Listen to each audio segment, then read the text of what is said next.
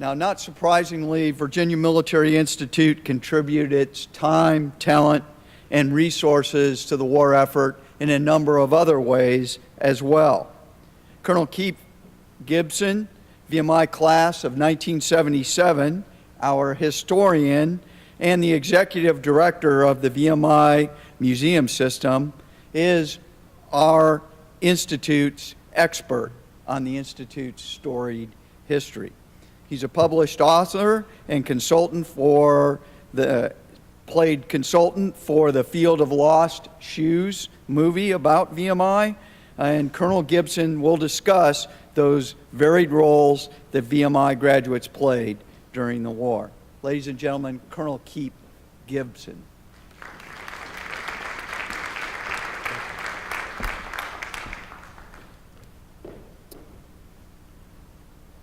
I want to introduce you to some of those fellows who were getting that excellent training over that period of time of our interest at this symposium. You perhaps have already been introduced to some of them by way of some of our cadet projects in Colonel Gray's class. These boards around the room and out in the lobby give bios of some of those fellows. If you want to meet some additional ones, I encourage you to walk around the gallery above us, where their service, sometimes their sacrifice, is rendered on the walls in those pieces of brightly colored ribbon and little molded pieces of metal. All in all, there'd be over 130 alumni during World War I that would distinguish themselves with valor decorations. In pace decus in bello praesidium. That's one of the mottos of the Institute, and it would be repeated frequently in the first decade of the 20th century.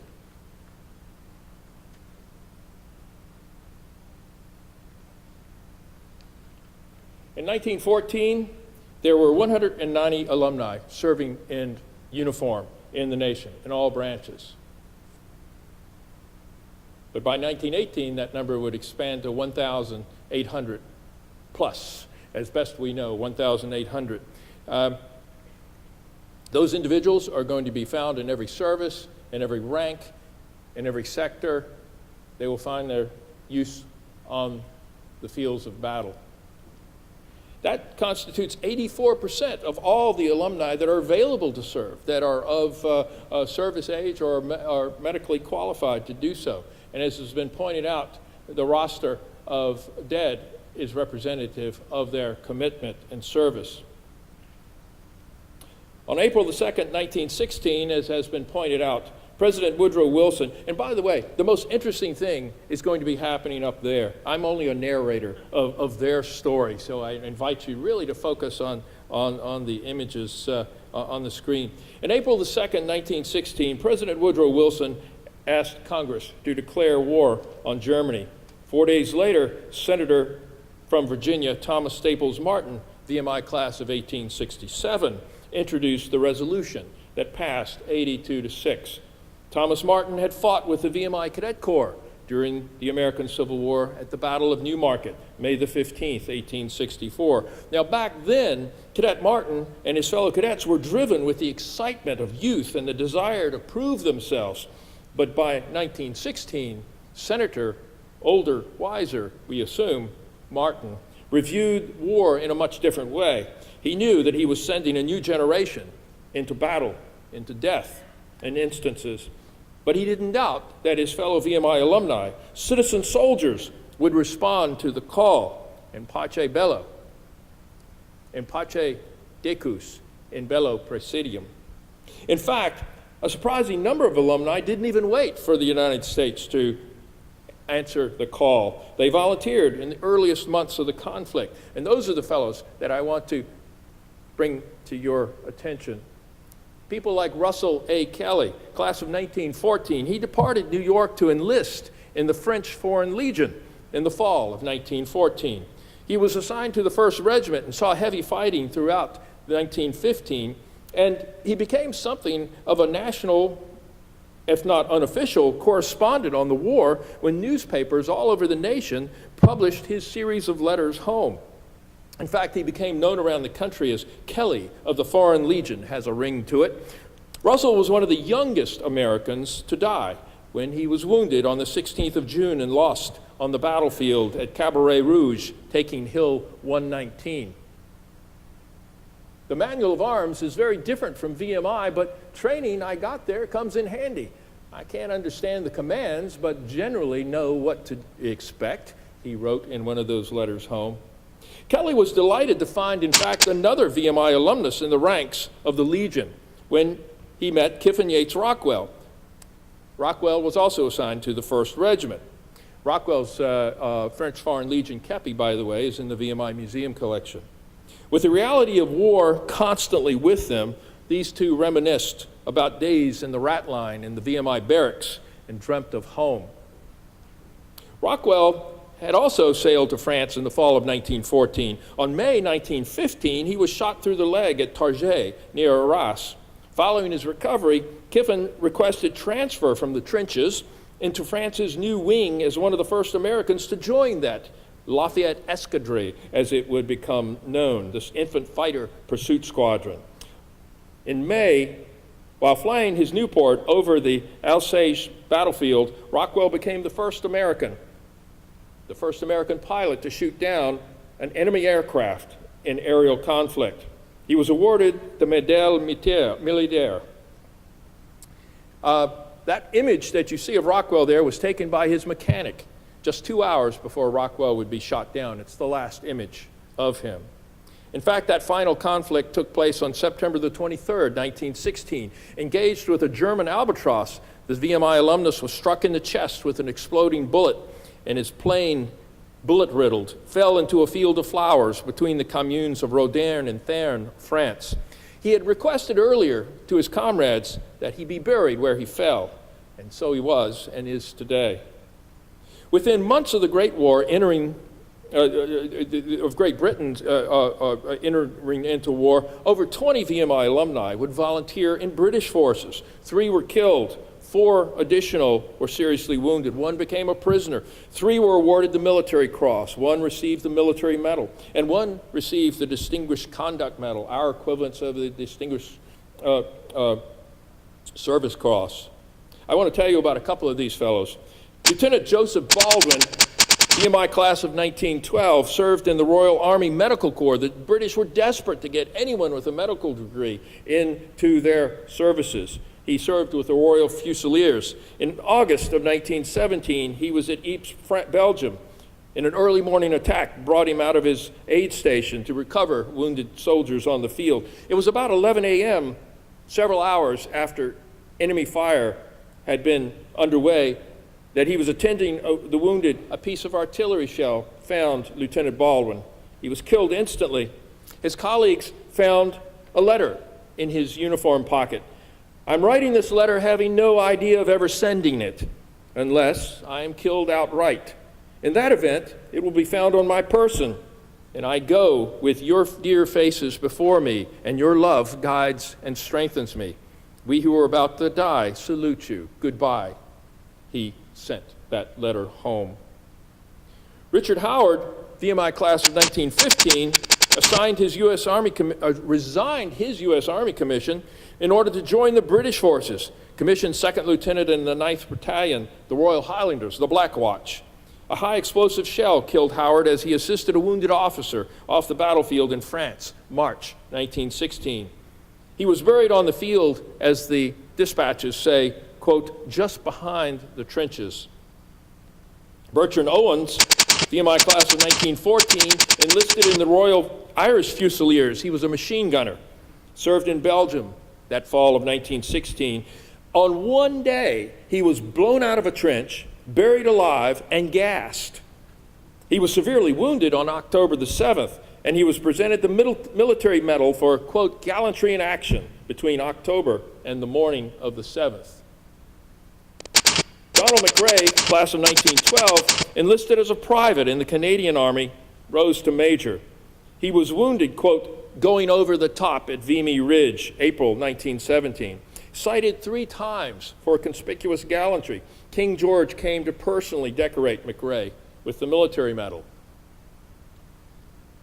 Robert Rhett, class of 1910, volunteered his medical services to the British Expeditionary Forces in 1917. In March, preceding the Battle of Garel, Rhett's position was overrun, but he stayed behind to care for the wounded in his battalion and, not surprisingly, was taken prisoner. But during that captivity, he continued to provide medical care for the wounded and British American POWs. He received the Military Cross for those efforts. In part, his citation reads, "He worked with the utmost devotion on March the 28th, 1918, refusing to leave the wounded when the trenches were overrun by the enemy. He tended them in the midst of vigorous bombing and was ultimately captured." By the way, you may know that the Military Cross is the officer's equivalent of the Military Medal, which is somewhat analogous to our Silver Star medal. George Spear, class of 1912, also joined a Canadian unit. He led a small band of hand-picked men on a night patrol to destroy wire entanglements while under constant machine gun fire. He, too, would be awarded the Military Cross for many deeds of valor, as it says understatedly. In September 1916, Alexander McClintock, VMI class of 1913, led a party of 60 men forward to bomb German trenches while under heavy fire. He was severely wounded, but managed to save 2 other of his comrades. McClintock was hospitalized in France, and he recovered then enough to be sent to England. King George visited the recovering officer in the hospital to personally award the Distinguished Conduct Order. With 22 pieces of shrapnel in his leg, it took some effort and time for McClintock to stand for the king as the king approached, but he was insistent upon rendering that courtesy. His citation reads in part, "The medal has been awarded to Sergeant Alexander McClintock of the Canadian Overseas Forces for conspicuously and gallantry in action. He displayed great courage and determination in a raid against the enemy's trenches."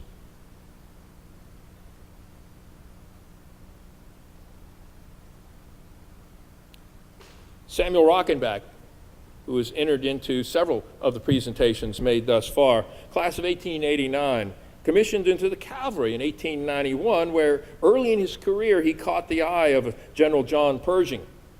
In December of 1917, Pershing charged Rockenbach with creating the new Army Tank Corps. Within the year, Rockenbach would organize, train, equip, and deploy the first American tanks on the Western Front. Rockenbach saw to every detail of that effort, from researching and selecting the tank design, the Renault FT, and recruiting promising young officers into the ranks of the mobile cavalry, such as George Patton, class of 1907. In the summer of 1917, George C. Marshall was assigned to the 1st Infantry Division to assist in preparing the division for service in Europe. Now, as the departure date, however, grew close, Marshall grew increasingly depressed by the fact that he had not received personal orders to accompany the division, at least not directly. But on the last days, just before their departure, Marshall was named Division Assistant Chief of Staff for Operations and set sail with the 1st Division in June of 1917. Now, this is the image that we all tend to have of Marshall. We know about his abilities in that key importance of any victory, logistics. So we imagine him sitting at a desk, stewing over plans, developing operational contingencies. But I wanted to remind you that that wasn't how Marshall did his job or how he earned his Silver Star. Marshall felt it was critical to make proper decisions in headquarters. You had to have adequate operational intelligence. So he personally would go out to the very front lines of the trenches, gathering that information that was vital for headquarters to make appropriate decisions, and in so doing, earned a Silver Star for his efforts. William Siebert was commanding the 1st Infantry Division at that time, maybe not the best choice, but there he was. On one occasion, word arrived that General Pershing wished to visit the 1st Division headquarters and see a demonstration of the division's combat readiness. Siebert actually wasn't there. He was away when the order came in, and Marshall was acting as Chief of Staff. Marshall hurriedly created a new technique overnight, developed a new technique for storming trenches. Siebert arrived back at headquarters just shortly before Pershing's arrival. After the demonstration, very successfully, the Commander-in-Chief turned to the commanding general of the 1st Division and asked for his critique. Siebert was clearly in the dark, and Pershing responded with a very terse verbal assault on Siebert's fitness for command, right there in front of the entire staff. As Pershing turned to leave, Marshall stepped forward and attempted to explain the situation.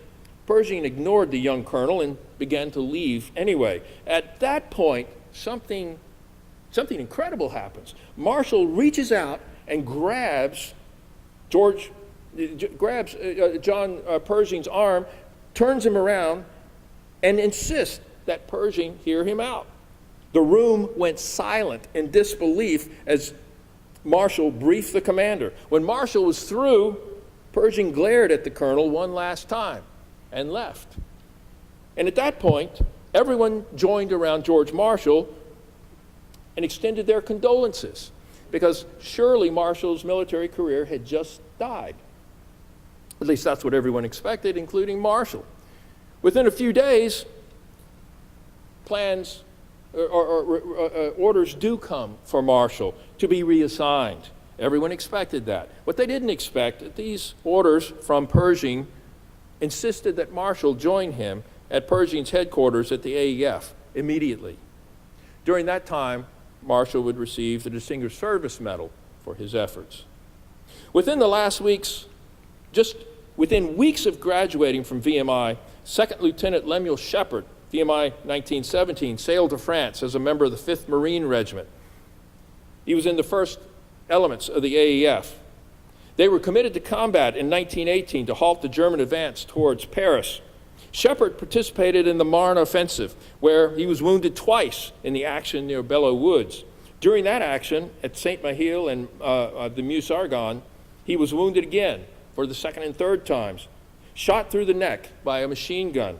Not wishing to leave his command, he refused to seek medical attention for 4 days.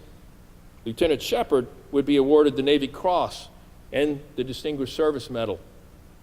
Shepard's favorite souvenir of the war was a canvas aircraft skin painted camouflage from a Fokker D-7 shot down by his machine gun company on the 14th of September during the Saint-Mihiel offensive.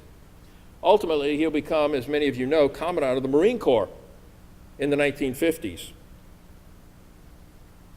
We can't all be heroes and wear medals and get our names in the dispatches, but we can do our full duty and wear our medals on our hearts, said James Togue, class of 1905, as he took position of a battalion with the 30th Infantry Division.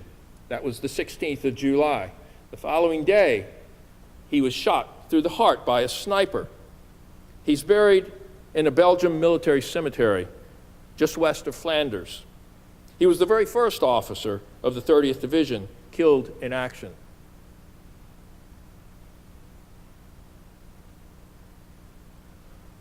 "1,800 alumni continued to press on until the 11th hour of the 11th day of the 11th month.